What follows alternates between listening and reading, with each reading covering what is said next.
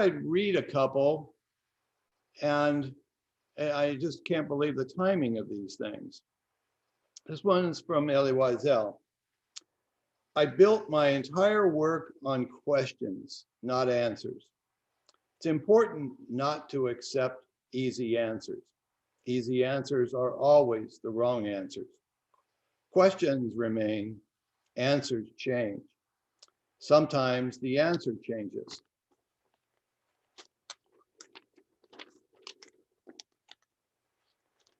Sometimes it changes more than once in a generation.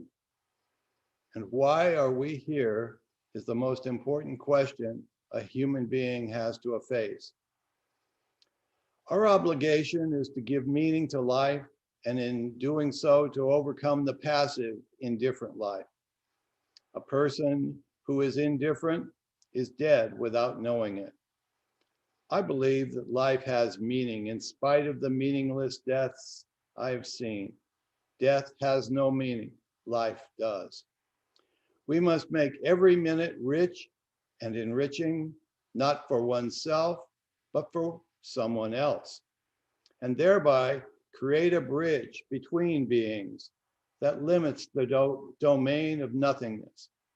Life is a gift, and meaning is its reward. The meaning of life is to be found in every encounter. Every moment is a moment of grace.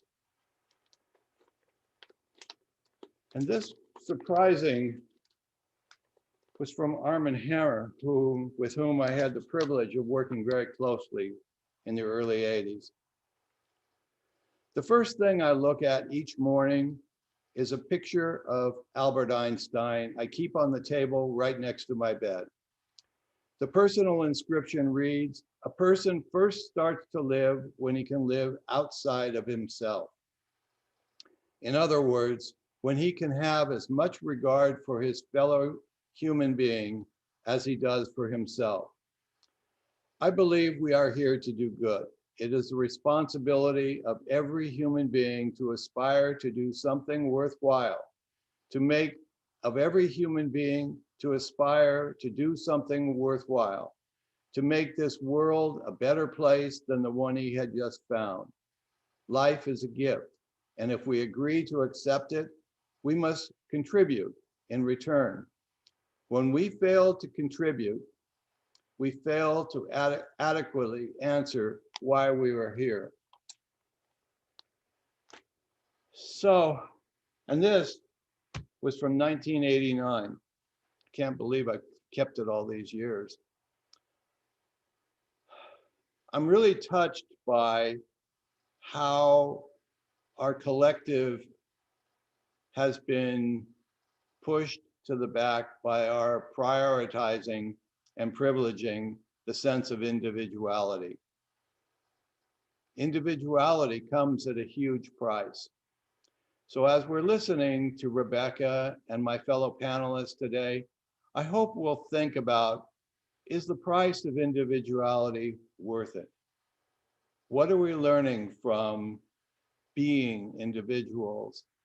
What if we had started off our country honoring diversity, the traditions of the indigenous people, women, people of color? What if we had not gone down the path of privileging individuality? It's worth thinking about. So, on that note, let's open up with a moment of silence, please.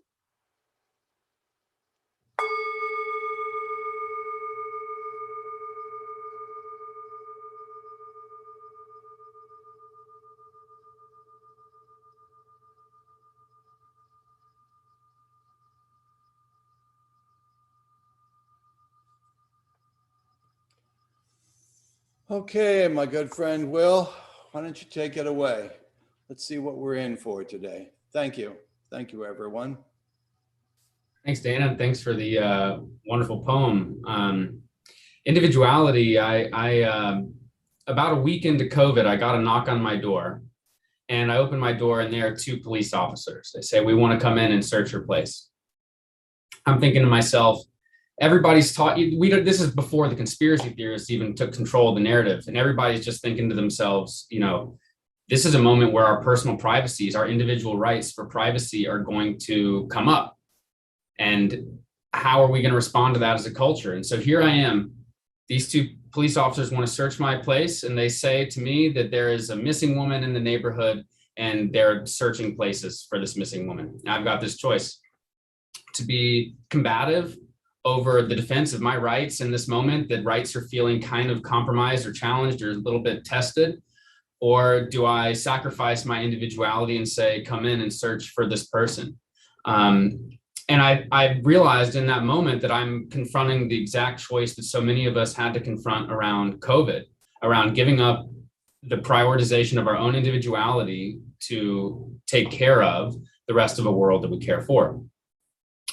And when we started talking with Rebecca about this event, my first reaction was actually like individualism. Like, this is such a hot topic, like it's touchy. And I was a little hesitant at first, because this is like the conversation around individuality in the American myth has everything to do with all of our domestic challenges and all of our international challenges right now. It's a really big issue. It touches a lot of things. It's deeply rooted in not just a Western psyche, but an embodiment, in the individual form that we are. So it's a very tricky topic. And, I think that we decided to do it because we really think that Rebecca is a great person to usher us into this conversation. And so first, I just want to thank Rebecca for being here, and to prime this conversation by saying, we fully recognize how charged and significant this conversation is.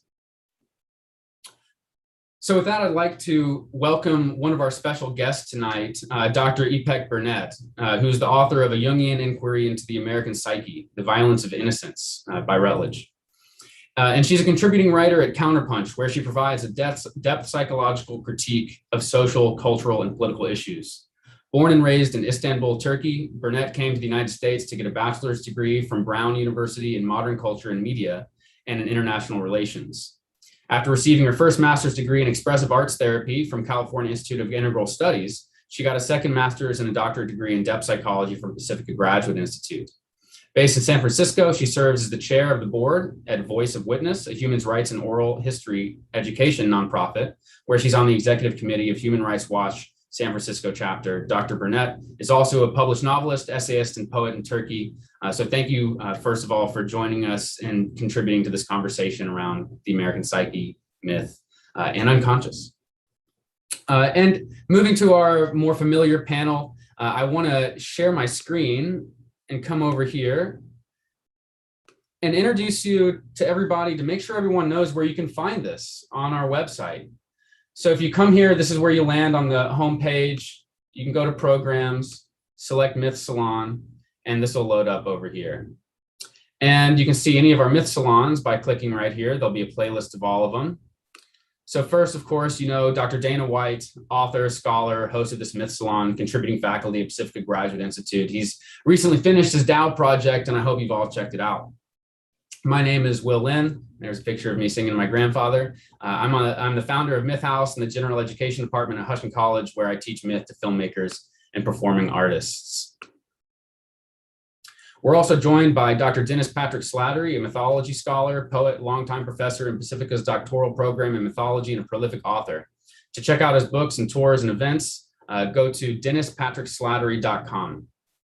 Selena Matthews joins us as a clinical psychologist, author, keynote speaker, Pacifica graduate, and CEO of Soul Transformation Seminars. Zaman Stanizai is a professor of mythology and political science at Pacifica and Cal State, a poet, linguist, mystic, and Fulbright scholar. He's written extensively on a wide range of topics, from Indo-Iranian languages to identity politics, political philosophy, Sufi poetry, and esoteric Islamic thought. Dr. Boris Nunley is a professor of philosophy, literature, and rhetoric, who lectures across the country on the intersection of literature, spirituality, myth, and contemporary life, with an interest in the dark feminine, race, and transformation. We're also thrilled to have with us tonight Clive Ford, who gave a talk with us recently, and we thought he would just be a wonderful person to invite to this conversation. Clive's an author and mythologist whose work includes Precious Cargo, Whiskey Gulf, Think Black, a memoir, and The Hero with an African Face.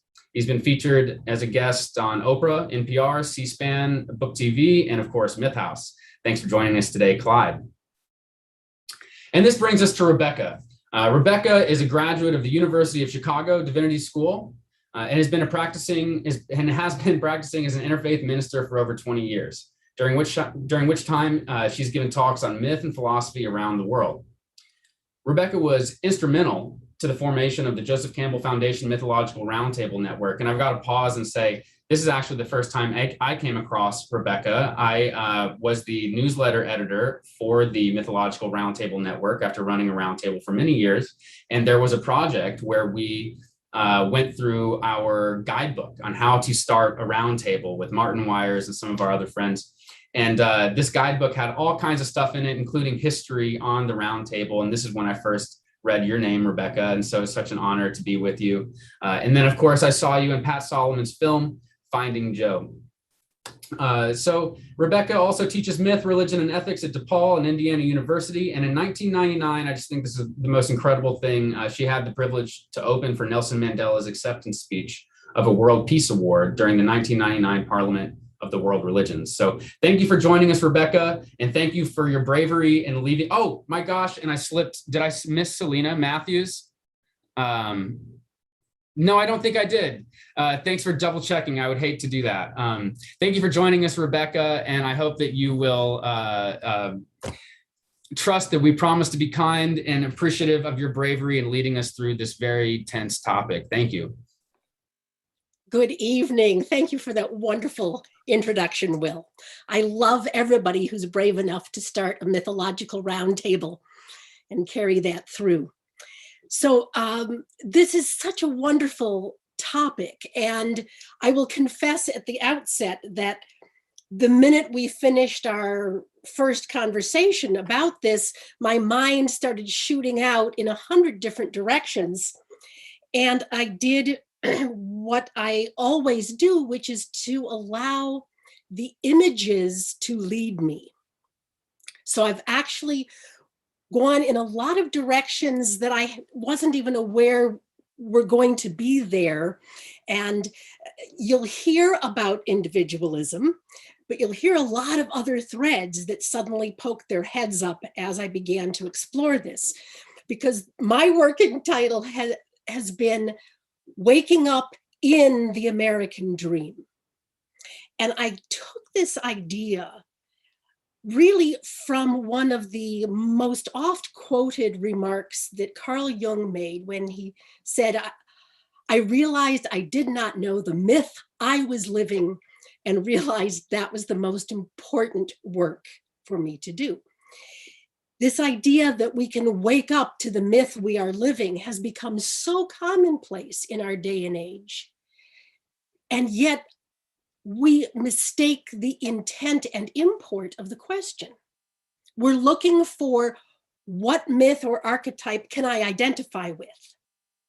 But in fact, what Jung was saying was, if you don't know the myth you are living, the myth will live you. You will not have an individuality because the archetypal energies will flow through that form, that archetypal form, and you as an individuated person will not exist. You will simply be a vehicle for the archetypal energies. And to me, this is the critical piece that we need to recognize, that there is an archetypal myth, a mythic identity that is American. And that if we're not aware of it, we will find ourselves moving into and accepting the script of this archetypal mythic identity, which is characterized as the American, and will fail to do the necessary work to really wake ourselves up in the dream and begin to forge with great effort a true individuality. Hyper-individualism is, I think, one of the shadow sides of the mythic identity of an American. This was first noticed by Alexis de Tocqueville when he came through America and was so brilliant in drawing his inferences from his observations, that Americans are so obsessed with being equal to everybody else, that they have ignored the deep inner work of striving for excellence in their own selfhood. So I think we have this situation that Aristotle talks about, that the ideal is actually the moderate point in the middle. So you have the possibility of simply falling off in the deep end of being one of that, morass of the man of the masses who live lives of quiet desperation, or you pick up this hyper-individualism that is the American archetype of that free and mighty individual, the cowboy, the Lone Ranger type.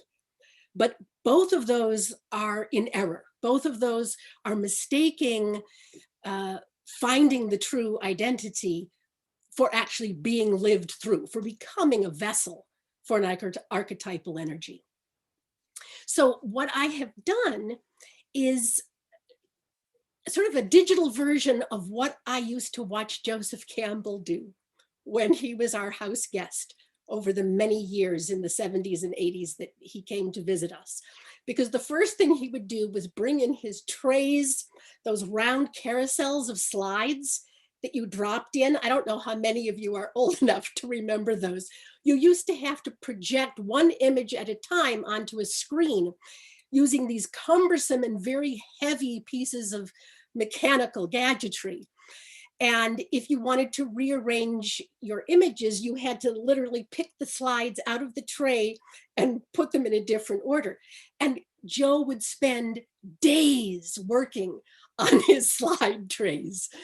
And this is how I was introduced to how do you put together a talk around a mythic topic.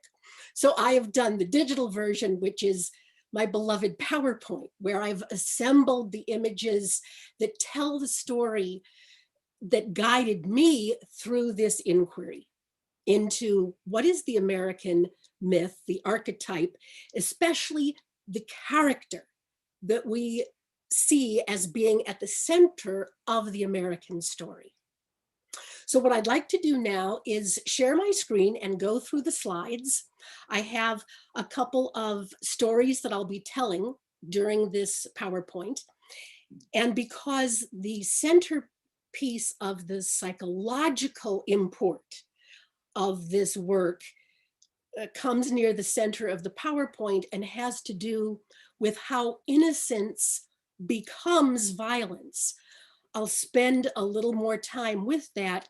And then at the conclusion, we'll go directly to Ipek, because her work, her dissertation and her book are so closely connected to that problem, that particular psychological problem.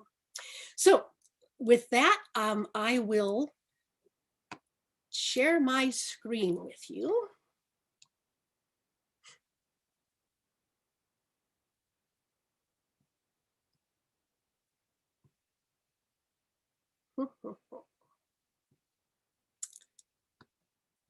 Well,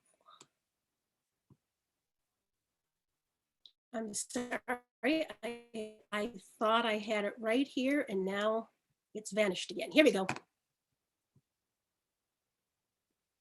All right, are people able to see my screen?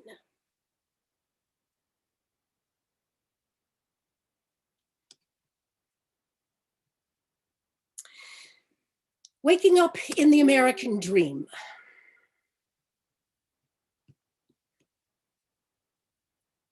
I begin with the idea that we are going to do a thought experiment. I'm not going to try to insist or prove a point.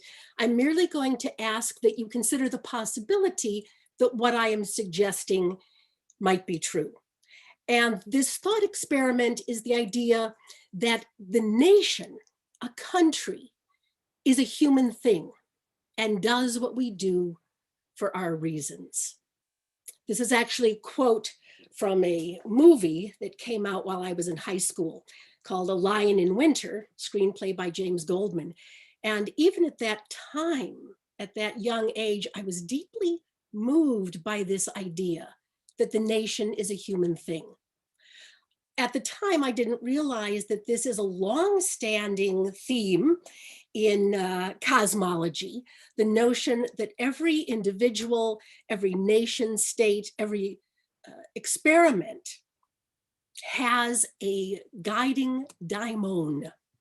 It has a character. Here we have an early 10th century image from an illuminated manuscript of the countries of Germania and Gallia and Roma bringing offerings to the emperor, versus a 1909 cartoon in Puck magazine that shows the US, Germany, Britain, France, and Japan as characterized by their personas, their national personas.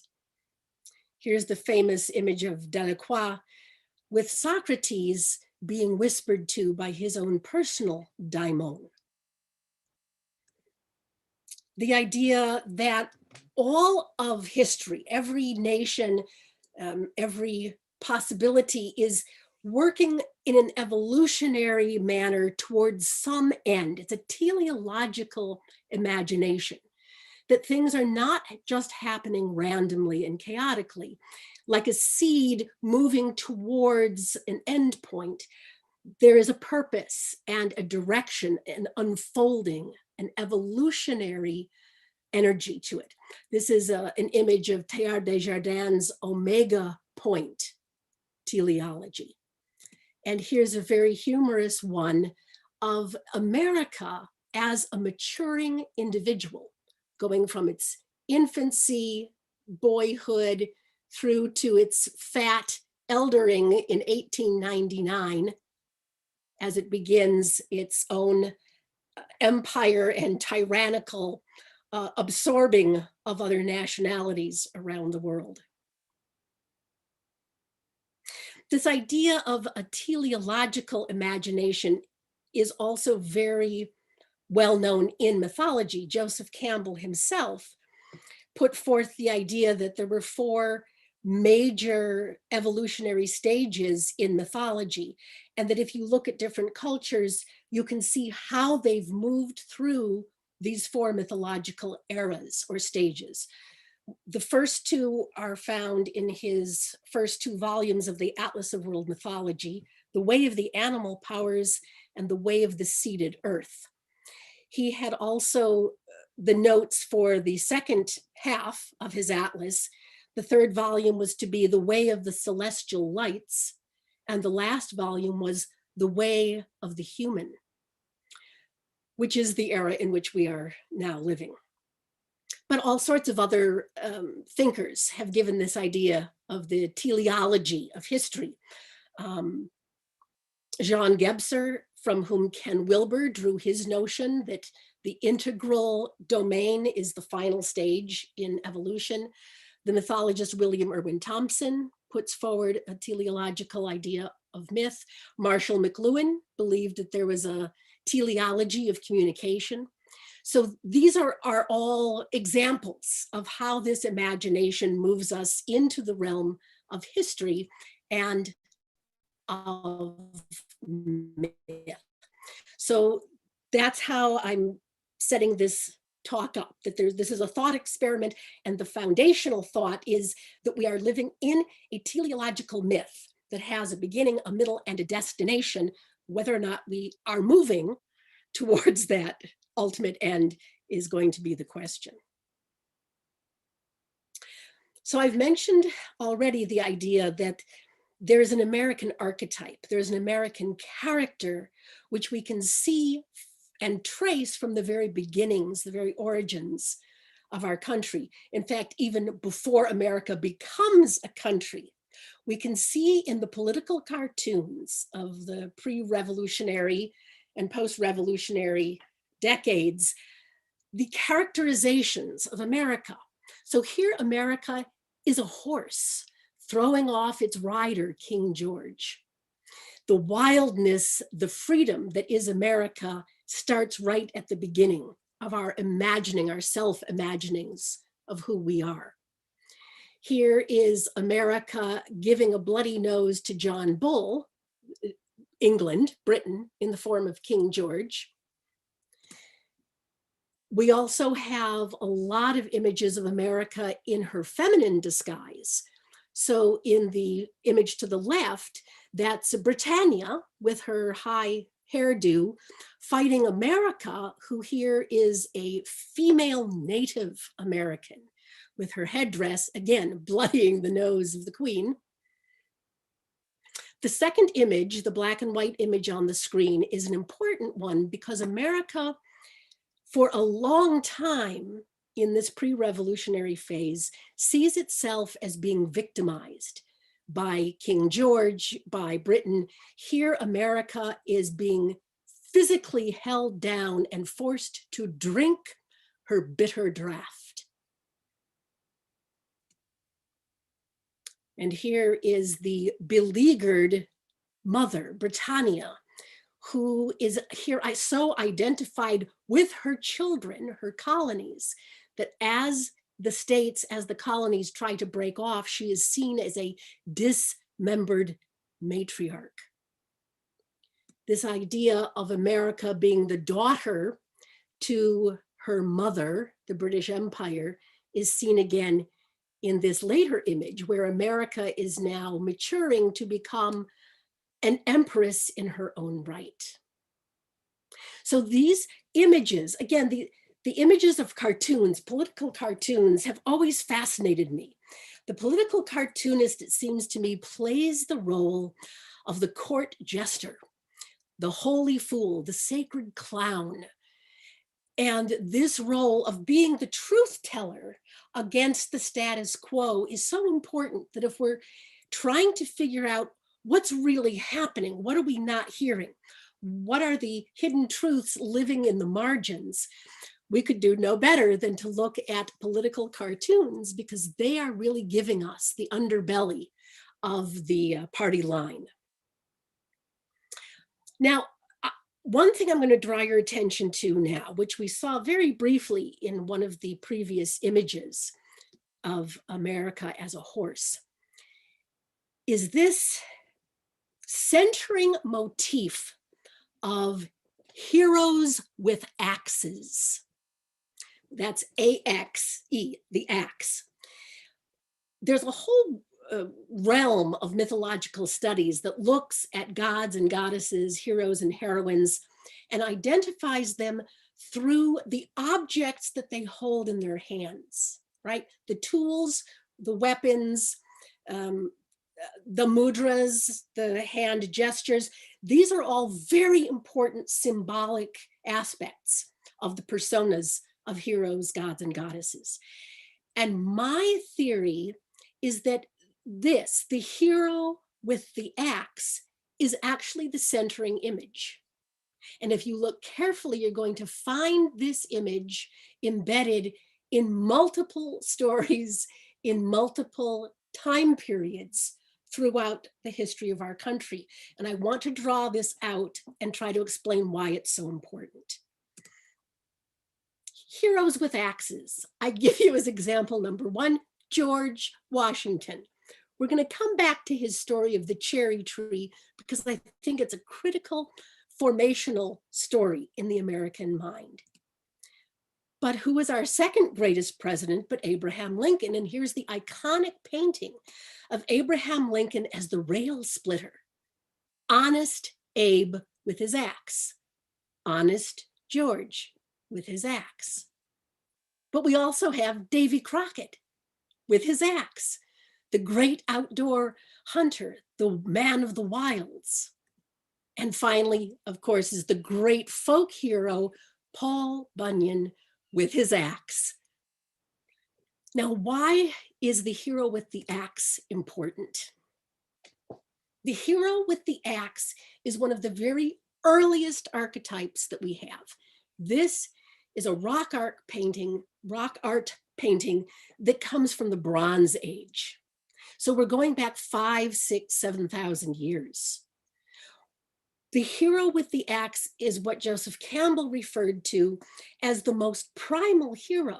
He says, quote, the elementary deeds of the hero are those of the clearing of the field. And if you think about it, the whole Bronze Age in the Mediterranean field in North America, it's about clearing land. It's about making space for human habitation. And so the brawn of the hero who is able to go into the wilderness with the axe to clear it and to remove the dangerous wild animals and monsters is the ultimate heroic act. The hero with the axe is the foundational mythic structure of the Americas. And so here we have this very important symbol that's going to reoccur multiple times. But let's start with the cleaned up version of it, of Little George and the Cherry Tree. I'm sure you're all familiar with this, but it might help just to be reminded of the actual text, which is in our mythic imagination. We all remember hearing this story as school children. It's still in the textbooks. And yet, of course, there's a great deal of debate as to whether there is any authenticity in the story. It was first published by Reverend Weems in 1800, and he insists that he heard the story from the lips of a cousin of George Washington who often visited the family estate. As you know, the story takes place in the family orchard. Little George has a hatchet for his birthday. He creeps out and cuts down the cherry tree with his little hatchet. His father comes out and, full of indignation, demands to know who has cut down the cherry tree. And George, who now comes out to face his father, says, and I'll quote now from Reverend Weems, "I can't tell a lie, Pa. You know I won't tell a lie. I did it with my hatchet." And now this is very significant. What does the father do? The father says, "Run to my arms, you dearest boy. Run to my arms, for glad am I, George, that you killed my tree. For you have paid me for it 1,000-fold. Such an act of heroism in my son is worth more than 1,000 trees, though blossomed with silver and their fruits of purest gold." The honesty of confessing is worth everything. And I think it's so important to notice that there is absolutely no consequence for having chopped down the cherry tree. The tension over the guilt and anxiety of having done something wrong is instantly erased through confession, through bearing one's soul, confessing one's misdeeds, and being embraced back into the arms of the Father. The fact that this story continues to claim our attention is very obvious, again, looking at political cartoons down through the ages. Here's Woodrow Wilson as George and the cherry tree. Here's Nixon and the cherry tree, Reagan and the cherry tree, Rumsfeld and the cherry tree, Clinton, Obama, Hillary, and of course, Trump. I'm sure there are many more, but I got so many that I realized I couldn't continue. The idea that honesty is going to be the important catalyst for returning into the good graces of American society is really hardwired into the psyche from this foundational myth. As a recap, let me just sort of reinforce this idea of why that story about George Washington is so important. Some of you probably know the works of Bruno Bettelheim, the child psychologist who taught at the University of Chicago for quite a long time. His book, The Uses of Enchantment, starts with a chapter about this experiment that he used to do in his college classrooms at the beginning of every semester. He would ask all of his students to write down in class which fairy tale they remembered from childhood, the very first one they remembered, and to write down the outline of that fairy tale to the best of their memory. And then he'd collect all of these papers and save them. And the homework was to go and find an actual copy of the original Grimm's and see if your memory had served you well, if in fact you were remembering the fairy tale, and how had that storyline, that character and plot line affected your life into young adulthood. And then in the book, Uses of Enchantment, you will find all sorts of interesting stories from his students about how that earliest fairy tale had actually directed and focused their own path, their own sense of self. And sometimes it was a single image from a fairy tale that was so powerful that it had, in fact, come true. They had made it emerge in their life just by the focus on what that fairy tale image was. So this is my idea, that that foundational fairy tale of George and the Cherry Tree is playing the same role, that as a nation and as a national character, we are axe-wielding heroes, but obsessed and concerned with bloodying the parent or the parent's tree, and eager to get back into the good graces of the parent through confessing our sin and finding atonement. Now, this story or plot line may begin to sound familiar to any of you who are still religious or had religious childhoods. We'll come to that in a moment. But here's another part of the thought experiment that's very important. It's this wonderful word that Jung introduced to psychology in the West, an antiodromia. He credits it to Heraclitus, and I think that's correct. He said Heraclitus discovered the most marvelous of all psychological laws, the function of the opposites. He called it an antiodromia, the running contrariwise, by which he meant that sooner or later, everything turns into its opposite.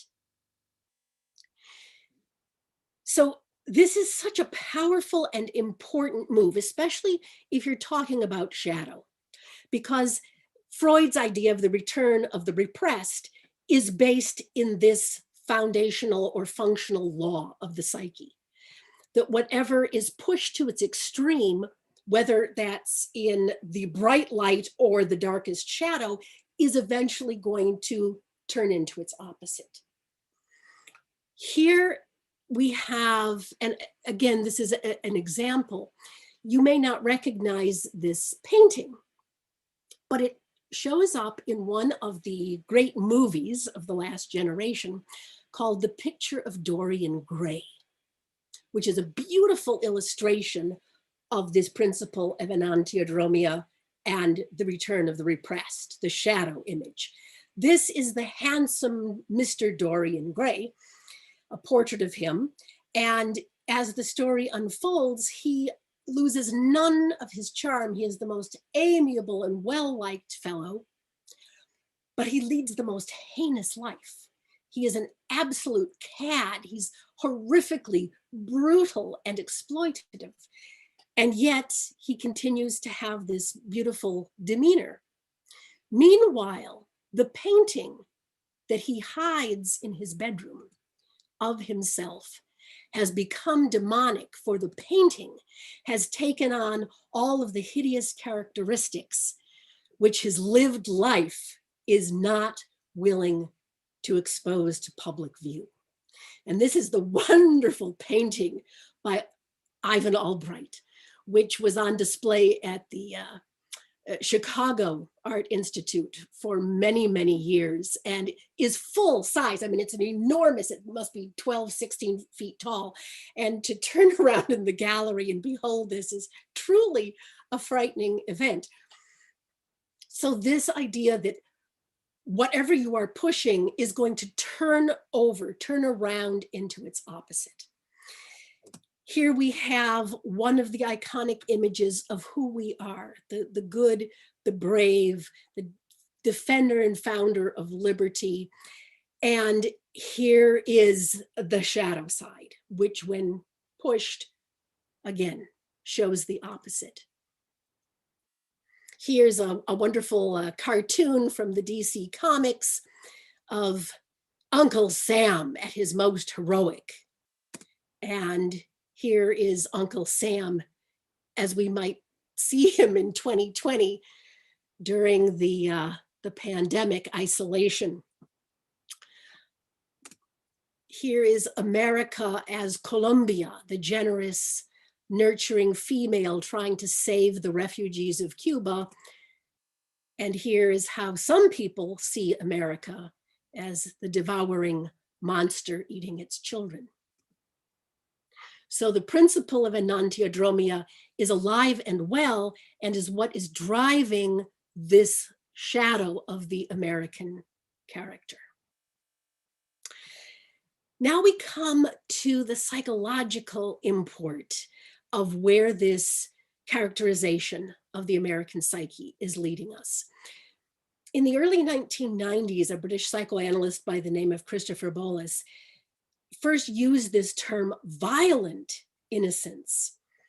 And in my mind, it has a lot of similarities to what Gregory Bateson called the double bind, which is a situation in which one player holds to their innocence, their stance of unblemished, untarnished innocence with such vehemence that the innocent stance itself becomes violent to the other person in the relationship. In one sense, you could say it's a form of gaslighting, because the innocence is a facade. It's not genuine innocence. It's a feigned innocence, and therefore its attributes are destructive and violent towards those that it encounters.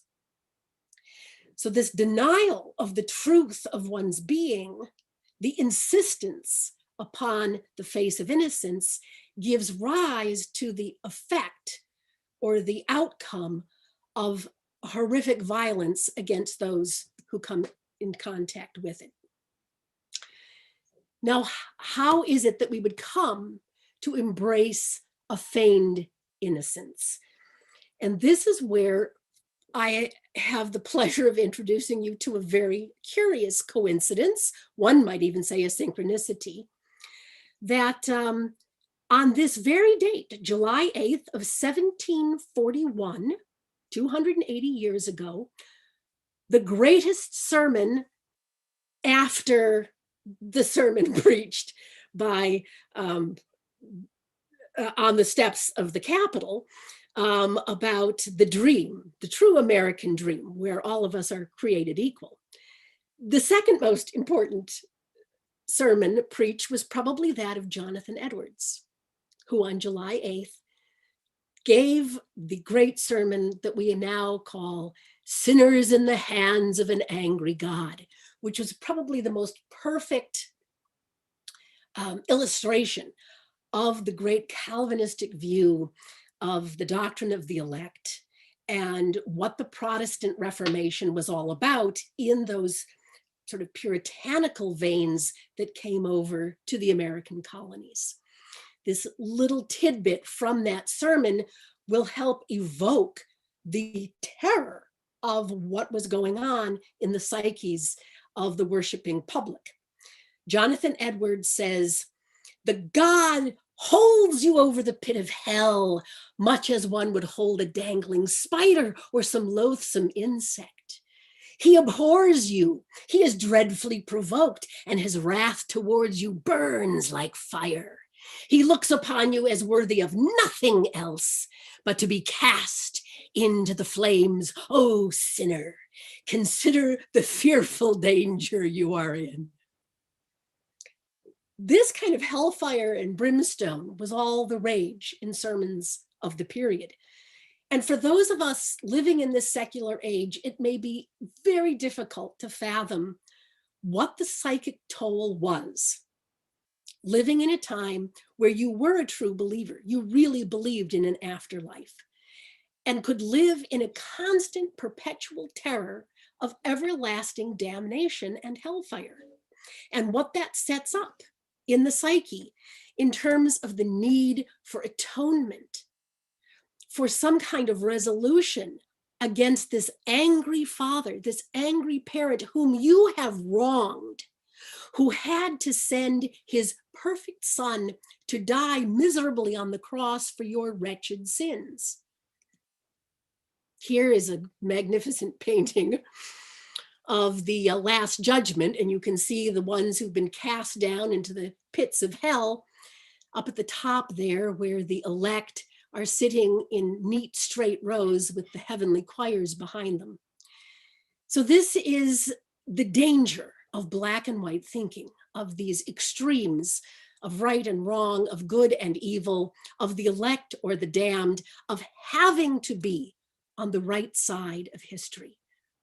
And so we must put forth our innocence. We must see ourselves as innocent or know that we are among the damned.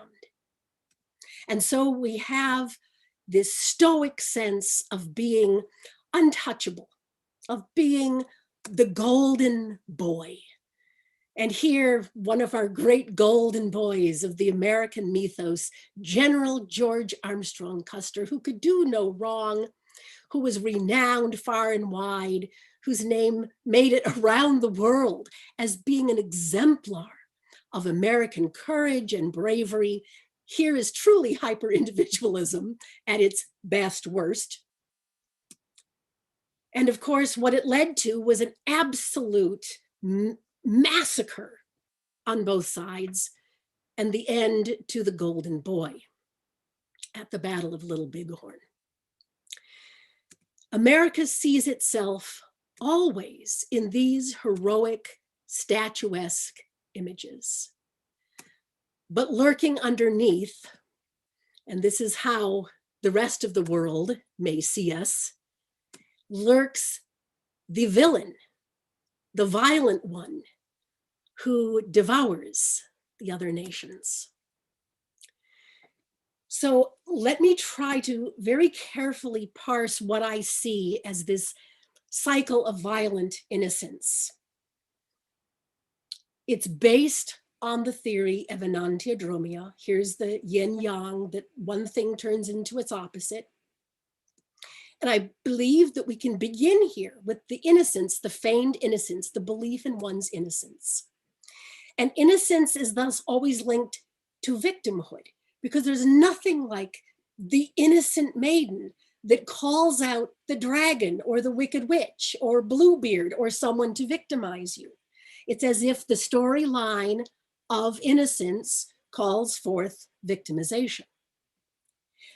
But then when one is victimized, what comes into play in the psyche is this almost universal sense of fair play. We have this instinctive sense of fairness, and we know that innocence should not be victimized. It should not be punished. One who has done nothing should not suffer.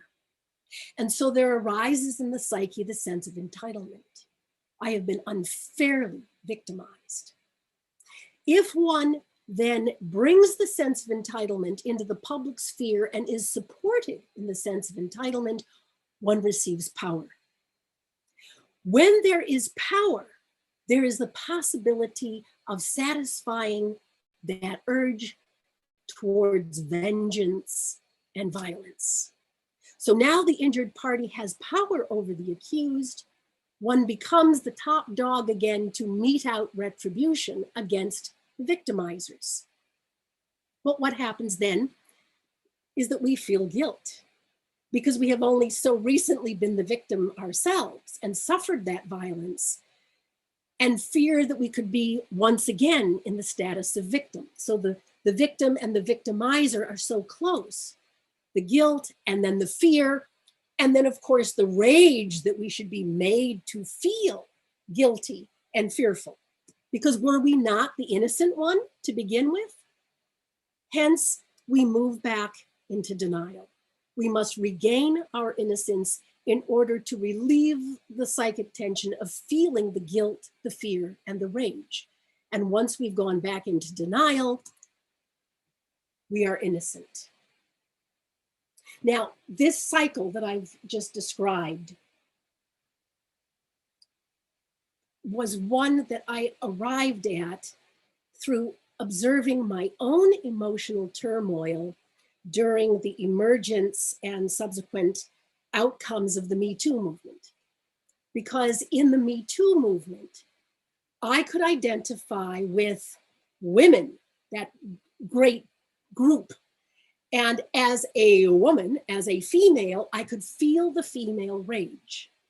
And I could observe my sense of gratification, my sense of entitlement, that I ought to have the power to bring down those who had abused me and those like me living in female bodies.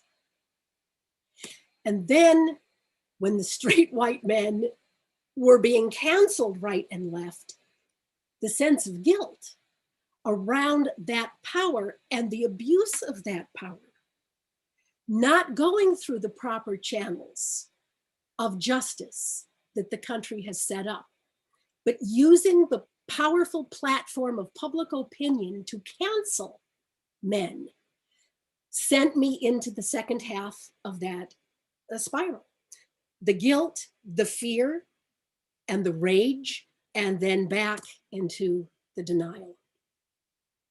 I think we could see the same kind of cycle play out this past year, when the whole image of the horrific violence that has been addressed to the African Americans in this country was laid bare for all of us to watch so painfully in the case of George Floyd and the others, and the turmoil that came about because of that. The true innocence of so many African Americans ground under the heels and the knees and the guns of white society was obvious. And yet we then had the pushback of the white nationalists, the white skinheads, the white conservatives pushing back on how they too are victims and should not have to bear the brunt of the blame. And so I see this same cycle taking place in this other field. And so because I could see this so closely and so deeply in both of these situations, I'm offering that as a possible validation for what we see in the American character. The key American character I want to introduce is that of Captain America, because I think Captain America represents the iconic American innocent. He comes to birth in 1941, slapping Hitler across the face. He is given birth in this year that we go to war, and his co-creators are two Jewish guys from New York. And I'm sure that many of you have read about the creators of comic books and how such a huge disproportionate percentage of the great geniuses of the American comic book happen to be New York Jewish guys. And so we need to work that in as those who understand this role of being the victimized group, of being sent out into a wilderness again and again and having nothing but your story to hold your character together. So these two Jewish guys, Joe Simon and Jack Kirby, give birth to the great Aryan American hero, Captain America. And of course, Captain America is one of these primal heroes. He's a guy with the hammer, the axe. He's one of these early primal heroes. But what's most interesting about him, he does use his hammer from time to time, but his primary tool and weapon is the shield. Captain America kills with his shield. You could translate that to say Captain America kills through his symbol of innocence. Because if you carry only a shield, you are never the offender, you are only the defender. Captain America is the ultimate defender of the patriotic faith. He is the ultimate innocent patriot. And yet, his shield becomes a weapon of mass destruction, as those of you who've watched the Avenger movies or seen the comics know very well. So here's the iconic American hero who kills through violent innocence. But in March of 2007, he was killed off. This great American hero was killed. Why? Because he couldn't evolve. They'd taken his storyline as far as they could. They couldn't see a way out of his hyper-patriotism. It did not allow him any subtlety. There was no nuance possible for him. And so he's killed off. And those of you who've watched the movies know that this is also true in the latest Avengers trilogy. So we have now our iconic character who is the epitome of someone who kills. Now, my last section here comes back to the idea of the mythopoetic method. What can we learn if we have arrived at the dead end of this mythic character, the archetype of the innocent hero who kills through violent innocence? Where do we go? If we can't take his storyline any further, are there other myths that could guide us into the next stage or phase of our story? America has been likened to a Hercules character. Here is a very early cartoon of baby America as Hercules seizing the two serpents. And as we know, Hercules has this episode of madness where he kills his own wife and children. And certainly our heroic character is devouring its own. We have reached that stage, that madness and mayhem. Alas, we have no divine Athena to give us a break, to find a way to redeem us. That is not an option. But I believe we do have a redemptive myth that belongs to this land, which we have known about for 300 years. And if we could only take it and learn from it, we might, in fact, be able to move ourselves into the next stage of our identity. This is a map of the peoples of the Longhouse. These are the nations of the Iroquois Confederacy. You can see that the general shape is that of New York State, which is the central area where many of the tribes lived. The Iroquois Confederacy is a fascinating group because they were well known to the founding fathers. One of the Native American interpreters, Conrad Weiser, was a very good friend of Benjamin Franklin and sent Franklin the transcript of his meetings with the Iroquois chiefs as they were working out some of their peace treaties. Benjamin Franklin set the type for the publication of this anthropological research.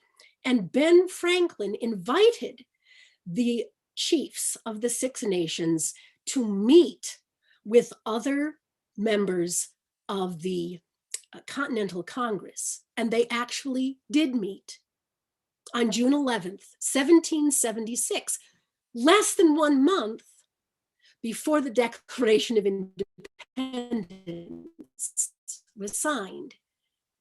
Four fathers sat down with these chiefs and had conversation with them. And this is all recorded in the records of the Continental Congress. So it is from these wise people that we draw this legend, this myth that I would like to recount to you. It's the great story of the Peacemaker, Daganawida. Now, there are many versions of this tale, and I'm going to tell you what feels alive and right to share in this moment. And that comes from the admonitions of a Mohawk grandmother who reminded us that when we tell stories, the ancestors are listening. And they get bored if we tell the story the same way every time. So a good storyteller must stay alert to the murmurings and urgings of the spirit of the moment in order that the ancestors too will be entertained and invigorated by the telling of the story. So it is in that spirit that I share with you this beautiful story from the Onondaga peoples, Daganawida and Hiawatha. I'm going to come into the very middle of the myth because this is a very long saga and we don't have a lot of time. Here is Daganawida searching for Hiawatha. For Hiawatha had fallen into a state of deep grief. The evil one, the tangled one, had through dark magic killed his wife and daughters. And in his grief, Hiawatha had turned himself into a tangled one, had turned dark and loathsome, had locked himself away, and had become a cannibal like so many other of his kind. He was at this very moment that Daganawida found him in his longhouse, preparing to boil his cauldron and eat his supper of human flesh. And it was at this moment that he bent over the cauldron of his water, that Daganawida, climbing on to the roof of his hogan, looked down into the fire. And there his face shone on the water in the pot. And Hiawatha, peering into the water, saw reflected back to him a face of exquisite beauty. But whose face could this be, he thought, but my own? Am I not looking at the reflection of my own face in the water? Surely such a beautiful face must belong to one who has goodness in him. And if that is so, what am I doing? Eating one of my own kind. And Hiawatha rushed from that place, and Daganawida, following him, brought him down to the lake of song. And there the two of them grieved together. And Hiawatha would have thrown himself into the lake and drowned. But the birds gathered, and lifting their wings, they pulled all of the water off the lake and tossed it into the air. And there, at the bottom of the lake shining, were the great round shells of wampum. And these Daganawida took, and he taught Hiawatha how to weave the shells and make the belt of wampum, to tell the story of the grief rituals. And Daganawida gave Hiawatha the belt of grief, and he gave him the words of condolence that would bind up his heart. And Hiawatha made a belt of the words of condolence to remember forever what they were. And when his heart had been mended, and when he no longer desired vengeance, Daganawida and Hiawatha went together to seek the tangled one, Atotaro, the tangled one whose binding was of snakes, the snakes who sought to tear his mind asunder, who kept his enemies at bay, who slathered poison into the ears of those who would teach him the ways of goodness. To him did Daganawida and Hiawatha go. I will tell you that Atotaro is a terrible and dreadful one. So tangled was his mind that when he saw these two chiefs coming towards him, he turned his terrible dark magic upon them. And only by calling the animals of the forest to their aid could they get close enough to this evil one to cast him down and begin the ritual of healing. And Daganawida led. He grabbed the hand of the evil one and held his heart to keep it from breaking, while Hiawatha combed the evil one's hair, combed the evil thoughts, combed out the tangles, until at last Atotaro became who he was, became the greatest chief of the Iroquois League, became the one to whom the others would listen. And when the others heard that the evil one himself had been transformed, they agreed to come and listen to Daganawida, to Peacemaker, to hear what it was, his vision of peace amongst them, of the laying down of the weapons.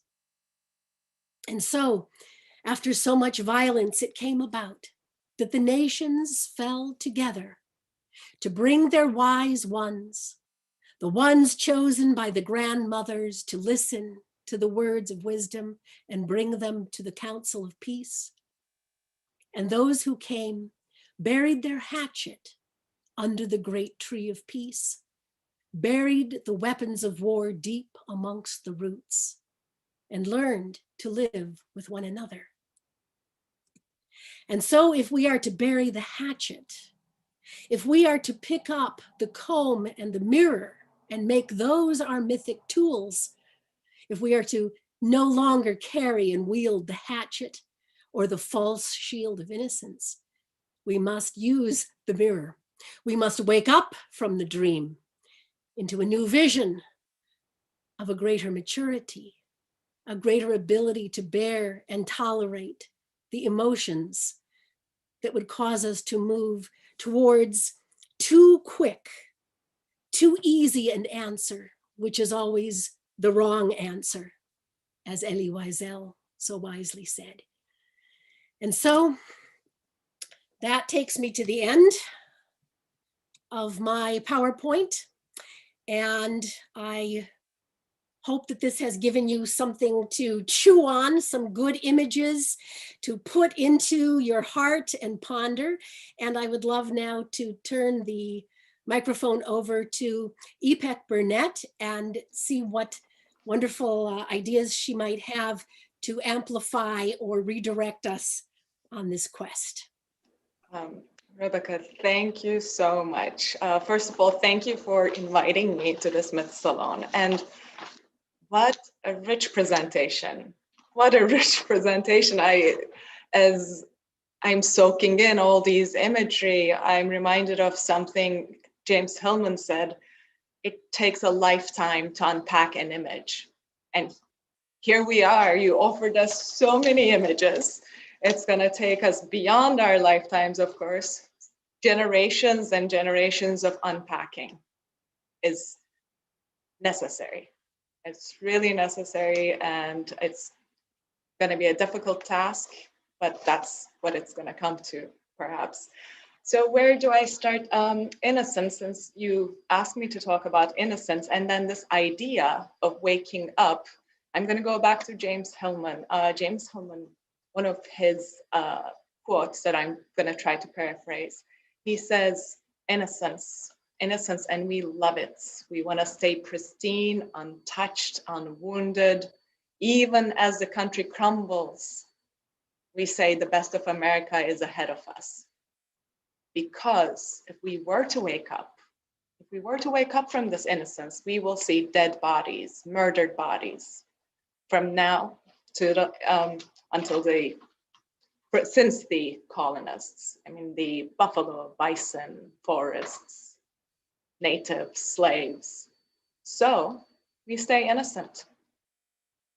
Innocent is the American form of historical repression, is what Helen says. And I find that so powerful. Innocence as the American form of historical repression. Innocence as a repression, innocence as an escape from responsibility, as a shield.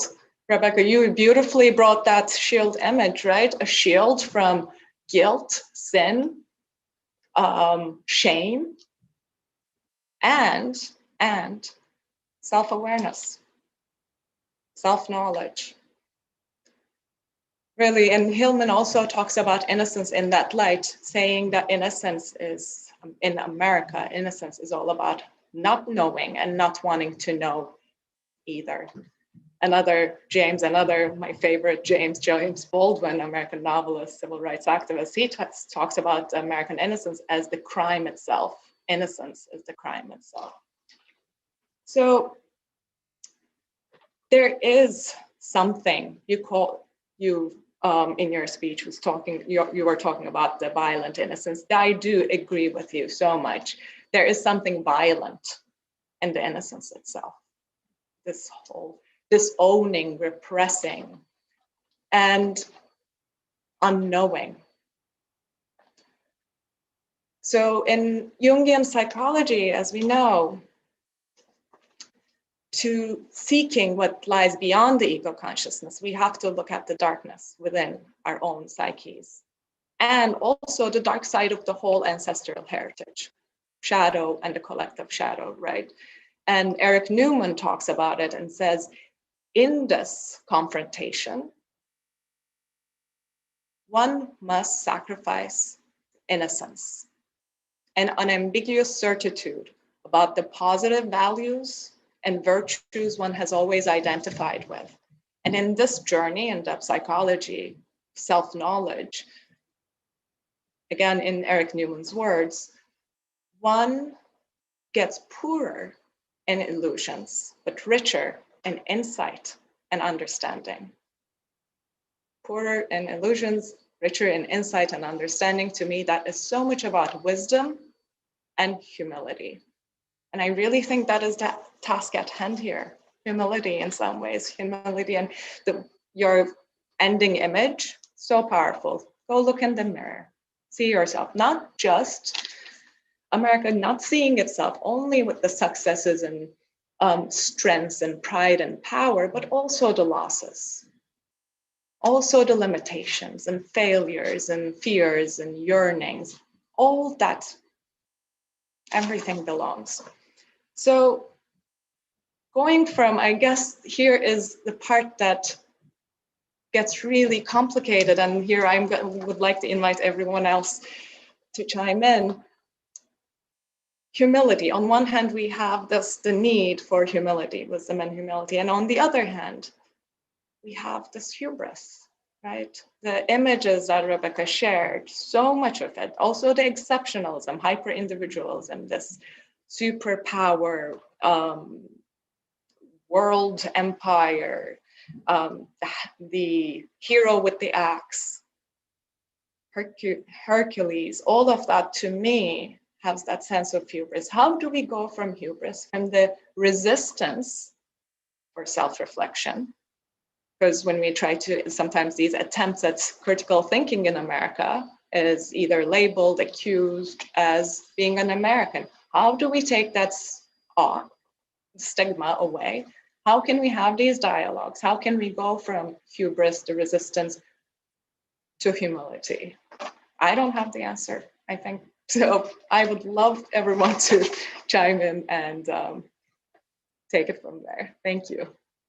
Thank you, Ipek, and thank you, Rebecca. I think about this question a lot, especially in a classroom, when you see the kind of tides of criticism kind of ebb and flow and how people react to that. And I think, we ask our question, do we get better by acknowledging our shadow, or do we get better by reclaiming the best of ourselves? And I think that what's so important in a conversation like this is that we're discussing both, because if we're not discussing both at the same time, it feels like an attack. And it feels like, what's the point? What's the point of just deconstructing, which is, so I think that what we've gone through in this last year and what we continue to go through is not just a coming to awareness of our own shadow, and not just a focus on what makes us great, but a recognition that we're not great so long as we're not acknowledging our shadow. And that the only way to be the best we can be is by becoming aware and getting past our own delusion. And so, I really appreciate the question. And I really think that, this is one of those times where on one hand, we absolutely have to deconstruct the shadow. And on the other, we're lost if we don't really cling to and reclaim what's our best. And, Rebecca, you were in Chicago, and of course, Eliade was at Chicago. And Eliade has this concept of the eternal return, that we retell our creation myth every time we have a renewal story. And I think that cherry the cherry tree is a good example of that. And I think that, on the way through to a new year, first, he says, is chasing out all the demons and getting rid of all the bad stuff and purging. And, that's the question that I'll leave on the table for you, Rebecca. Do you think that we might be in a process, in a phase in this cycle of purging that might not necessarily be the end of the journey? Like, may there be a phase that brings us to a reclamation of maybe what we do care to be after we deconstruct what we're not so happy about ourselves engaging?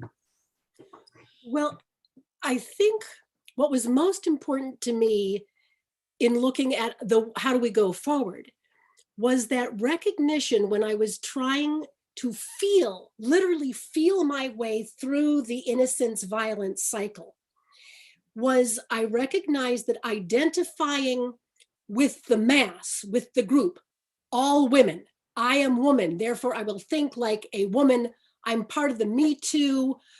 I could feel the archetypal rage, which made me feel entitled, which empowered me to seek redress, which kindled that bloodlust for vengeance against those who'd harmed us. It was only by breaking into that sort of collective mentality and coming back to, but what's my personal story? How would I actually address the real individuals who may have crossed the line with me? Do I actually want to hurt them? It was only by coming back to a sense of individual to individual that I saw a way to break the cycle of violence, innocence, and instead move towards something like reconciliation, the truth and reconciliation. You can't do it at the collective level. And that's why it felt so important to be able to address this through Jung's wisdom, through the mythopoetic vision, because it always brings you back. It brings you back to the individual work. That's what Jung and Campbell and Hillman, that's what they all say.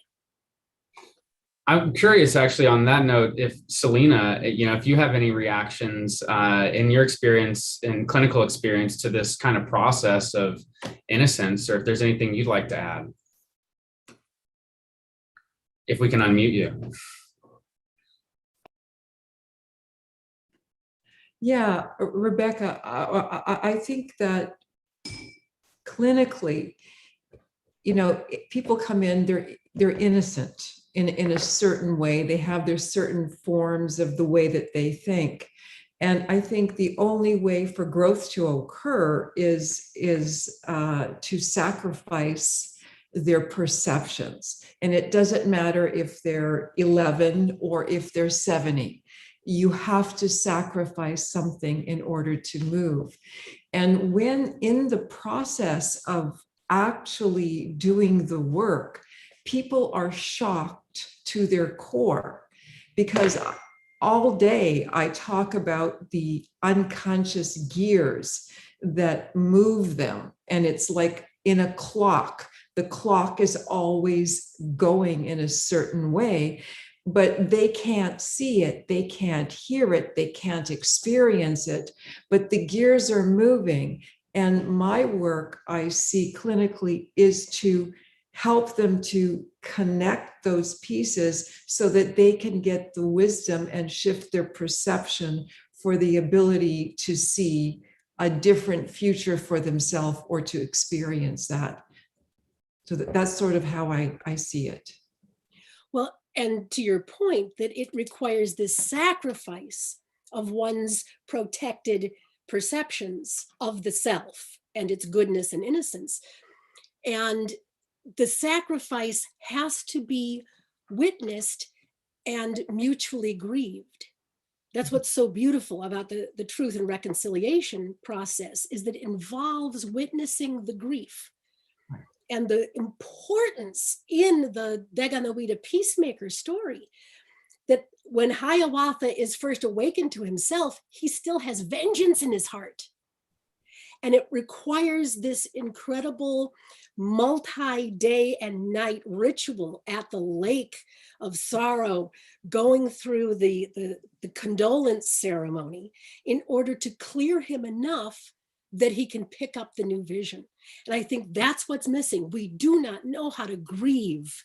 And until we can grieve as individuals and as a nation, we can't get out of the cycle because we don't have the power, the psychological energy to move past that really dangerous place where we've sacrificed the perception of self.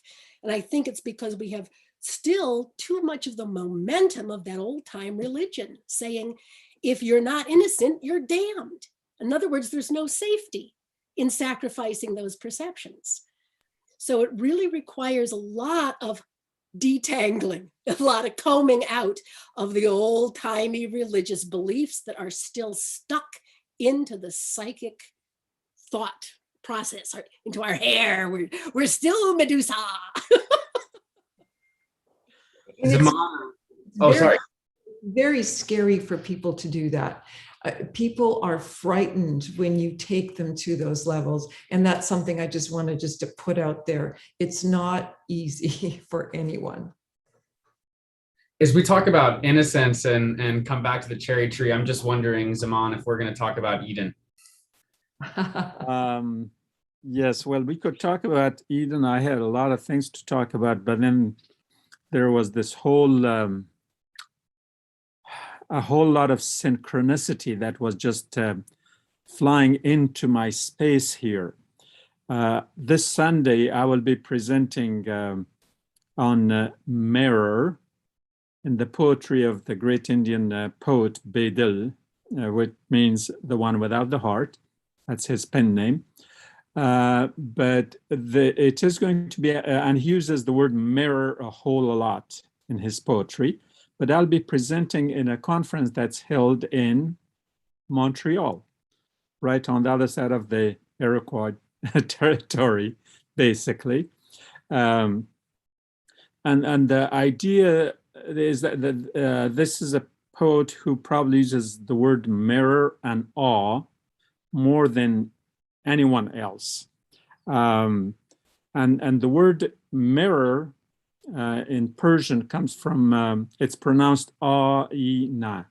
Awe is both awe, but it also is the word for inviting in the divine. Because then the next word close to aina is ain, and ain means faith, religion. In other words, you cannot see God unless you see it in the mirror, reflected. It's the other side of you. But what makes that vision possible? It makes it possible, like in a real mirror, only if you take your darkness, your shadow side, and put it beyond on the other side. Because if there is no, if you don't put the shadow side, there's no mirror. It's just a glass. It is not going to reflect. The only way it can reflect is if you put all the darkness on the other side, then you look into the mirror, and then you say the word awe, which coincidentally in English is like the word awe, which is the second word that Bedil uses in his poetry. But it is the first word of inviting the divine in. So when you are seeing the image, your own image in the mirror, it is the divine that you see. It's the divine within that is reflected.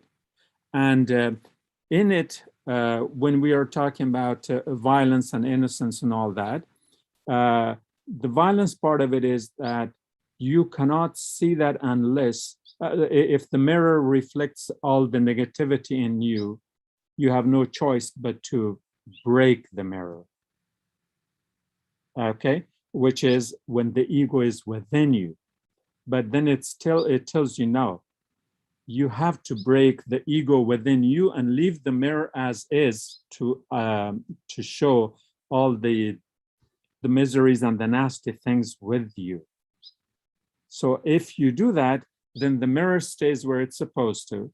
You stay where you're supposed to. All you have to do is make sure you have gotten rid of the ego and put it on the other side, on the yonder side of the glass, which will turn it into a mirror, in which case you can then see yourself. Not much different from the divine within, and it's all one. And so I just want to, like I've been kind of captivated by the different things that happen so much in this synchronistic realm, that I thought that was probably more like a follow-up to the beautiful talk that Rebecca gave, that I really enjoyed, and I'm just utterly elated. Thank you. It's so wonderful, Zaman, that you bring in the idea of the necessity of the divine and the transcendence, because Daganawida is considered a divine personage. He's not an ordinary mortal. He's, in Christian terminology, he's the Christ figure. So when Daganawida looks into the cauldron, it's the face of the divine that Hiawatha sees when he looks in and mistakes it for his own face. So in that image, it's exactly as in the poetic image that you described. There's darkness in the bottom of that cauldron. But it's what's only the word for cauldron in Persian? What? Big.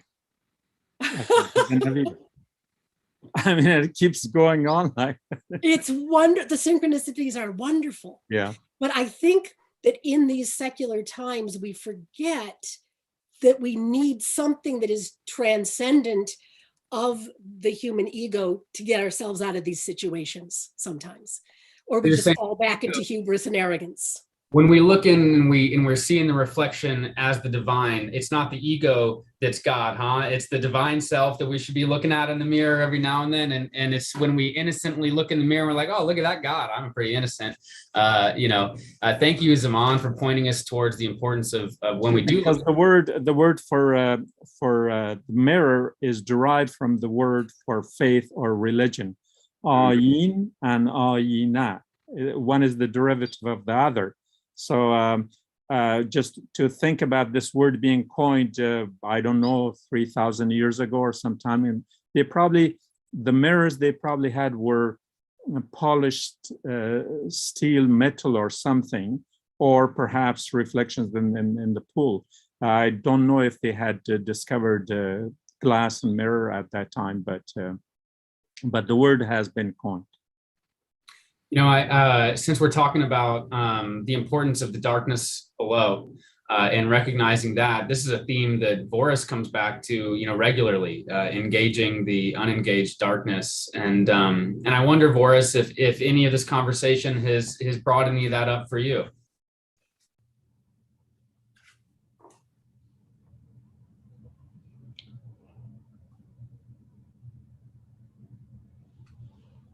It certainly has. Matter of fact, I think I need a few more minutes to just kind of work through it, but to give you a kind of quick response. Right, it's more, and I think both Miss Burnett, and I love your book, A Jungian Inquiry into the American Psyche. I think it's fundamental to understanding any notion of American violence, American innocence. I think it's fundamental. And I guess I'll come back later, but to me, it is not merely that we have to address the darkness within. That is individualism. Individuation is addressing the darkness within and transforming it into part of who you are. It is not getting rid of it. It is not putting it to the side. And so our inability to discuss these issues, right, is reflected in the limitations of the project of the individual versus individuation. And Toni Morrison, and with this, Toni Morrison put it best. that it is the unreasonable, it is the reasonable man, or the unreasonable man and woman who don't adjust, who are able to adjust.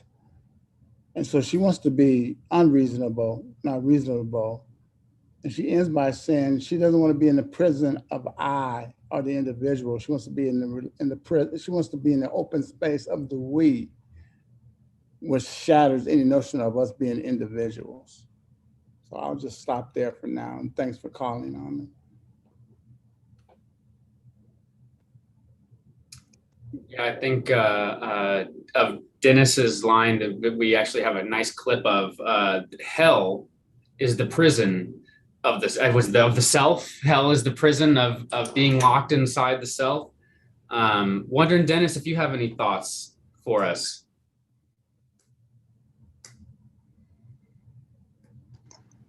Yes, and I'll watch the clock here because I have some shards, Rebecca, for you. But I want to acknowledge first, you are a magnificent storyteller. I mean, I just kind of got lost in your voice. The images were wonderful, but I didn't need them because your voice has that dramatic vitality that is a real gift. So I wanted to acknowledge you for that. You know, I remember when 9/11 happened, one of the strains of response was, what the hell is this? What have we done to anybody? I mean, it was the chorus cry of innocence. So that's one thing I wanted to mention. Another, the mentor that I had as a grad student and was a marvelous woman who taught us the 4 genres of literature: lyric, tragedy, comedy, and epic. And each one of those terrains, I think they're terrains of the psyche, each has 3 moments in them. And I don't want to go into that, but listening to you, it really, I think the genre that most attacks innocence is tragedy. In comedy, one steps across boundaries, but in tragedy, boundaries are shattered. And one of the biggest boundaries that's shattered in tragedy is the boundary of the ego. So that, you know, most tragedies end with something being redeemed. People say, well, it's tragic, you know, it's a tragic loss, which really does disservice to the word tragedy, because a raising of consciousness is most often what happens to the tragic hero, who must suffer out of him or herself into a wider program, into a wider worldview. So tragedy, as the movement of the soul to lose its innocence, is worth at least noting. The other thing that I want to mention is Kurt Anderson's book. He's come out with this second one, but I read it and I reviewed it, and it's called Fantasyland. How America Went Haywire, a 500-year history. And it's a wonderful study from Luther forward on how America clings to innocence as a justification for all kinds of atrocities. And you brought that up, and I pick as well, and some of you other. And then the last thing I want to say is you're really inviting, I feel, an invitation to return to Herman Melville's Billy Budd. It's the last thing that Melville wrote. He died in 1891. I think it was just very close to that, to his death, that he wrote Billy Budd. And the best reading that I have come across is in Rollo May's wonderful study, Power and Innocence. And his reading of Billy Budd, the puer, the golden boy, everyone loves him, but not Claggart on board the ship, who Billy's innocence angers him. And Billy Budd, if you remember, is perfect, but he stutters when he becomes upset or excited. And that impediment of speech is pushed to the breaking point when he is being abused verbally by Claggart. And his stutter goes down into his body and up into his right arm, and he punches Claggart, who is dead before he lands on the deck. And Captain Veer, in the code, has to execute Billy Budd on board. But I think Melville is, the reason I want to go back to it, and then I'll stop, is that your talk has made me think Melville was on to this American trait of innocence and how it has flaws.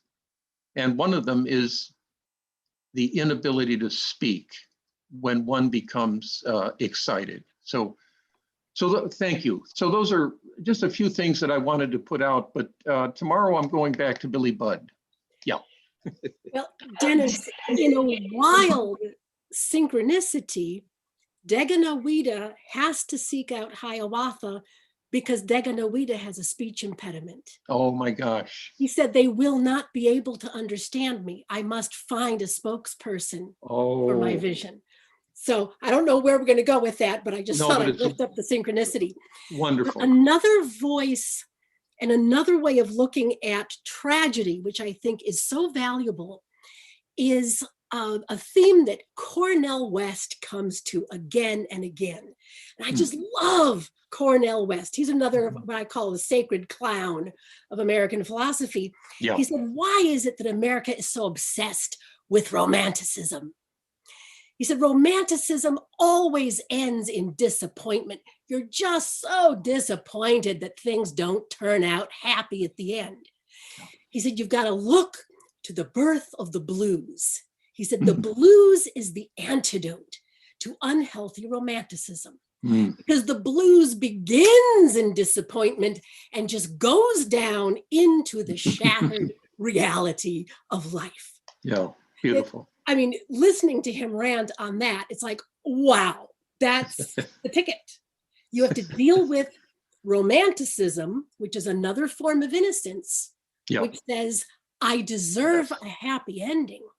Yes. And instead adopt the attitude of the blues, which is, no, we're all born into brokenness. Yes. And that's okay. Yes. We don't fight our darkness. We go, this is simply part of what is true about me. Yes. We lose the horrible either or, black, white. Yeah. Yeah. Rebecca, you're wonderful. Thank you. Dennis, thank you.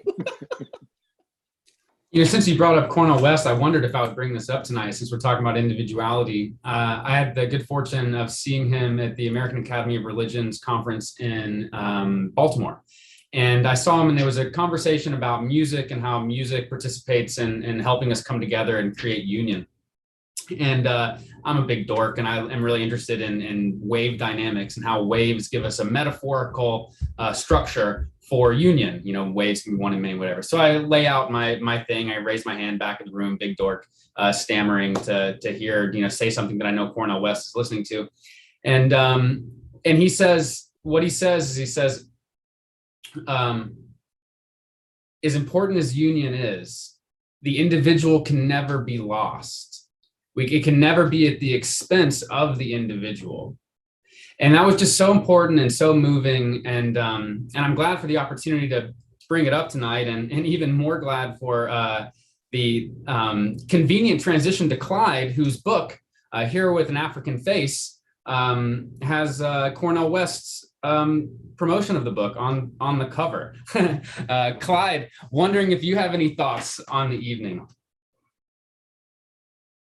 We're gonna have to get you off mute.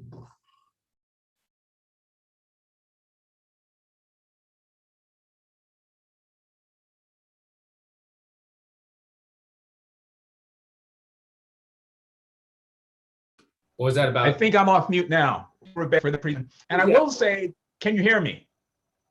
Okay. I was going to say that one of the interesting things for me is that I felt like I was listening to a presentation about people that were not me. And I really said, well, this is very interesting. I'm listening to a really great description of folks that I don't identify with. And I found that throughout the presentation. And so, for example, when you, Rebecca, and I thought it was wonderful, showed that image of George Washington chopping down the cherry tree, my attention was immediately drawn to the figures in the background of that picture, which were a slave man and a slave woman tending to a cherry tree. And I thought to myself, isn't this a very interesting juxtaposition? Because here you have the axis mundi, if you will, that Washington is chopping down. And on the other part of that picture, you have the axis mundi, which the shadow within America in terms of race is supporting and lifting up. And it brought to mind a number of things. In particular, it brought to mind some of what Martin had to say about the importance of the African-American experience really being that which pushes America to be what it mythically thinks it is. And I thought it was really, that picture was very powerful for me in that respect. So I don't want to spend too much time other than to say, I think this is a very important discussion to have.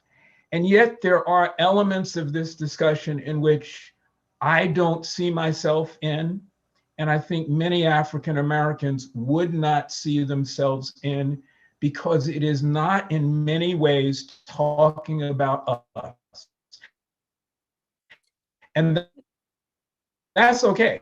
That is not to say this is an important discussion to have. It is, well, the current majority white culture to talk about these issues, because this is also the way that one breaks open this focus on the individual, which has caused the violence of the innocent. So, or the person who tends to be innocent. I do think there are many parts of this story. And obviously, there's no way that one presentation can lay bare all these parts. But I thought it might be interesting for you, Rebecca, at least to hear from my vantage point that I found this a fascinating discussion where whenever you said American, Rebecca, my mind said white American. And because I just, as a person of color, didn't identify with that myth, because it is not the myth that I've lived.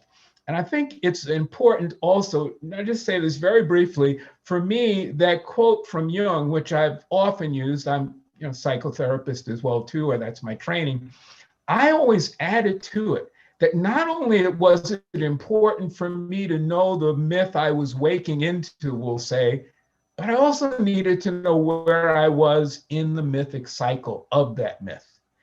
And I think it is really important for America, if you will, to understand where they are in the myth that they may be, as some people may be, waking up into. So I'll stop there, and thank you very much. Clyde, thank you so much. That is so perfect that you picked up the rest of that image. Because the image is speaking everything, right? The foreground is the white European colonial mythic story going on. In the background is the whole rest of the saga. I mean, Absolutely. You're so right. If I ever do this again, I'll say this is the story of the white American myth, because it is. And my approach to it is that it's all tangled up in the white Christian European myth, which mistook the word innocent to mean ignorance, which in fact is a bad translation of the Greek. The real word innocent means to do no harm. Right. But the way we get it through the Garden of Eden story means, oops, we got knowledge and now we're damned, right? In a nutshell, that's the myth, the mythic message we get out of the Garden of Eden story.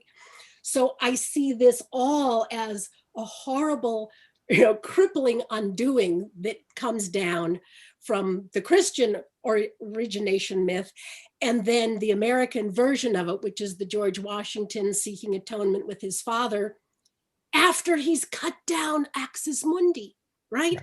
I mean, I said there was no consequence for cutting down the tree, which we now see how horrific it was that there should be no consequence for cutting the tree.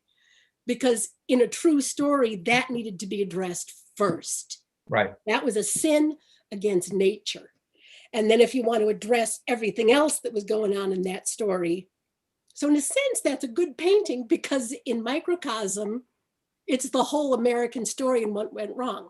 Oh no, I think it's a great. The white people be great foregrounded, yes. and the black people be backgrounded, yes. and made smaller, right? Yes. I mean, the whole thing, it's just, thank you so much for bringing that up, because it's really true. And I think what you pointed at and what Varus has pointed at is also really important, that the focus on individualism, which tends towards hyper-individualism, is part of the white European sin.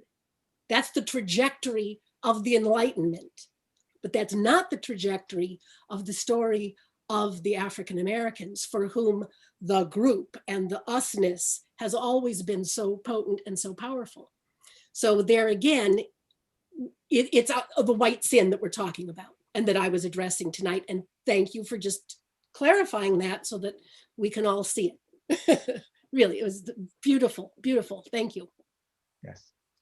You know, Rebecca, the thing that struck me both in what Clyde said and your presentation was the way in which unity is not so much derived from diversity, that is keeping diversity alive, but it has to do away with doing away with diversity.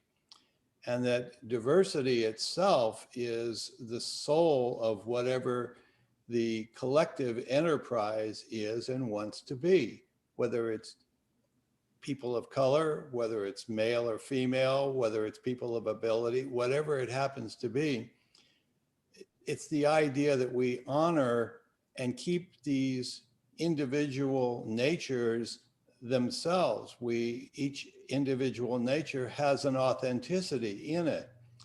I saw the problem with that picture, both the people in the back, but the authority figure in the front, who is not out in the yard, who is inside the house, who is larger than everything, and who is governing the overseeing of everything. And I think our big shadow in America is the way in which we worship authority and affluence. We associate that and project that upon white people and people who have affluence. But the real issue is that we do not have much tolerance for diversity or difference. And until we come up with a way to honor diversity and honor difference, we're going to be stuck in a kind of an endless cycle of trying to find a scapegoat for our shadow. Beautifully said, beautifully summarized. And the problem there of the acceptance of the diversity is also hardwired into the notions of equality, again, that de Tocqueville talked about, that any difference is perceived as threatening when we're not awake and aware of what it is that we're asking for.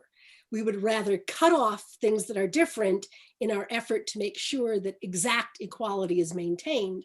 Otherwise, we feel threatened, and you can certainly see that going on right now in American politics, that terrible feeling that I'm threatened. My right to be as equal as I want to be is being terribly threatened. Yeah, thank you for that. If I can throw in we did talk about the synchronicity. What about a parallel? You say that Daganawida was a stutterer. Who else was a stutterer in history? Moses. So you have the same pair between Hiawatha and Daganawida, and then you have Moses and Aaron.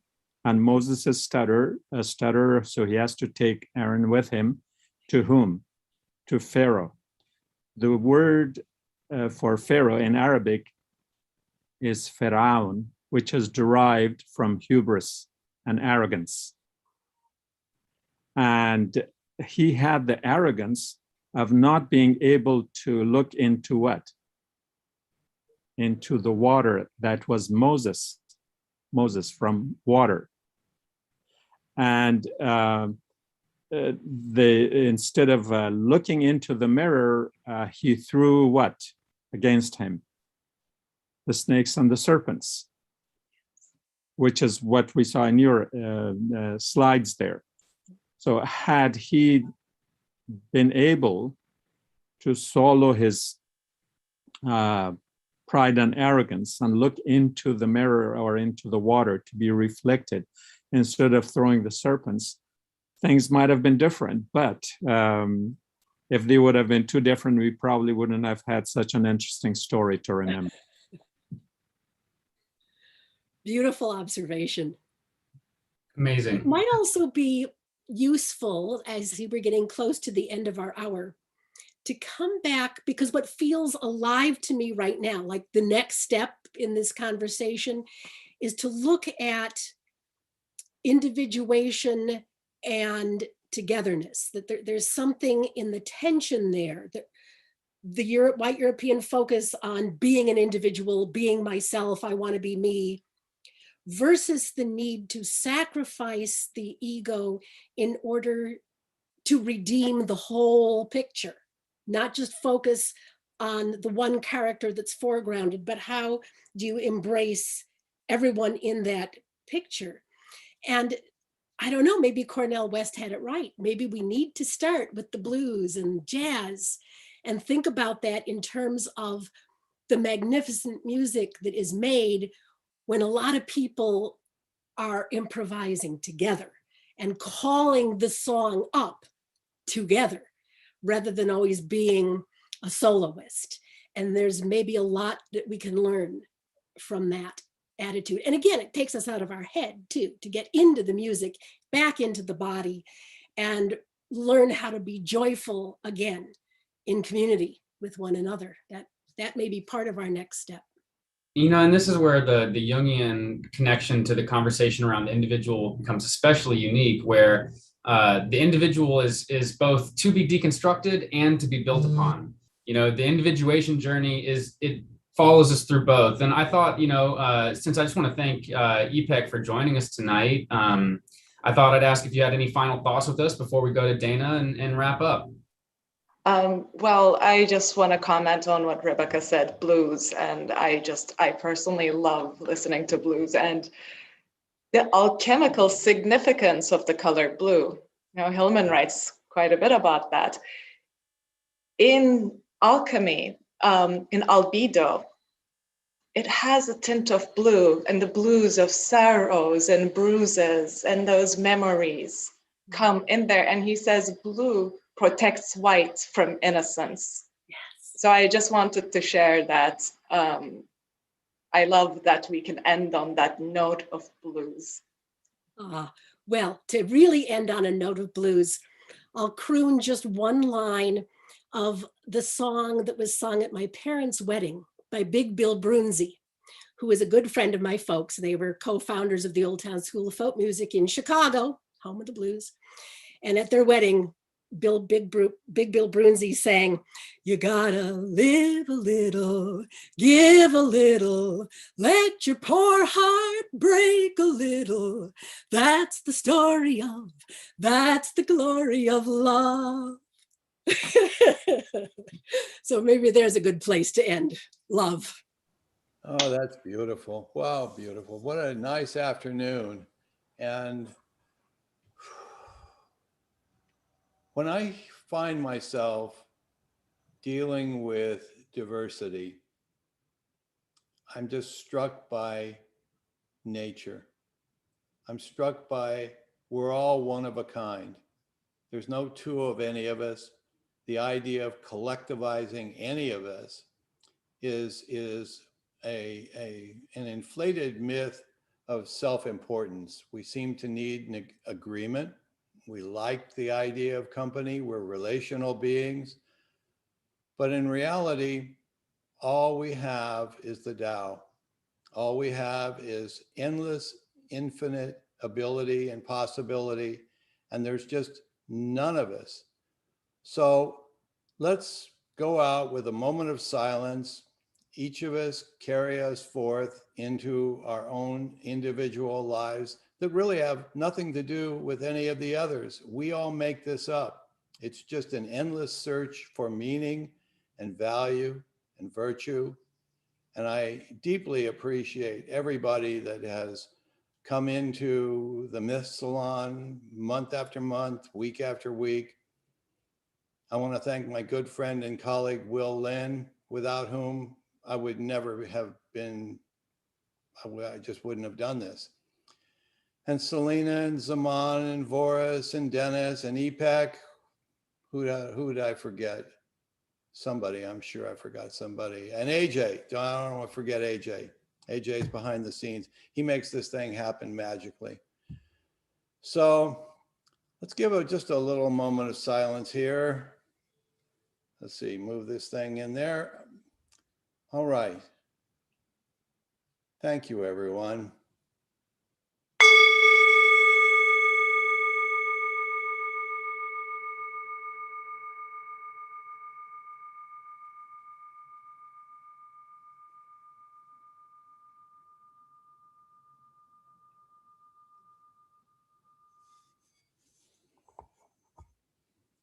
Peace.